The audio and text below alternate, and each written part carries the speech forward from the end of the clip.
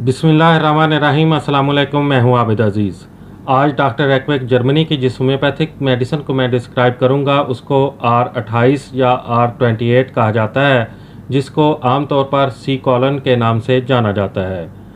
R28 की composition में जो एक्टिव सब्सटेंसेस यूज़ किए गए हैं उसमें शामिल है acidum sulphuricum 6x, aesculus 2x, crocus 4x, ferrum phosphoricum 8x, hamamelis 6x और स्केल कार 6x।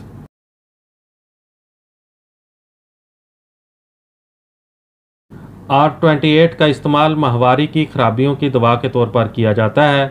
R28 को माहवारी के रुक जाने में या रुक रुक कर आने में या तकलीफ़ के साथ माहवारी का आना या बंद हो जाना, ये दवा रहम के पट्ठों पर असर करके उसकी खराबियों को दूर करती है और खून ज़ाय होने से जो कमज़ोरी हो जाती है बहुत ज़्यादा उसको ख़त्म करती है। बहुत ज़्यादा पसीना आता हो और कमर में हल्का दर्द रहता हो या रहम का बाहर की तरफ आने का एहसास हो या रहम में ट्यूमर हो, तो इन तमाम अलामात में R28 का इस्तेमाल कारामद दवाई के तौर पर किया जाता है।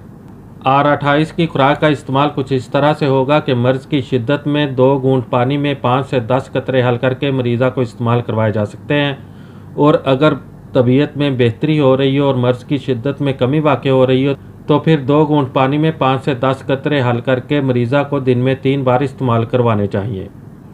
R28 आपको बाज़ार से 22 ml की पैकिंग में ड्रॉप्स फॉर्म में बआसानी दस्तयाब हो सकती है। उम्मीद करता हूँ कि ये वीडियो आपको अच्छी लगी होगी। अगर वीडियो अच्छी लगी है तो इसको लाइक कर दें। अगर आप मज़ीद होम्योपैथिक मेडिसिन के बारे में इंफॉर्मेशन हासिल करना चाहते हैं तो मेरी रिक्वेस्ट है कि इस चैनल को सब्सक्राइब कर लें। नेक्स्ट वीडियो तक मुझे दें इजाज़त। अल्लाह हाफिज़।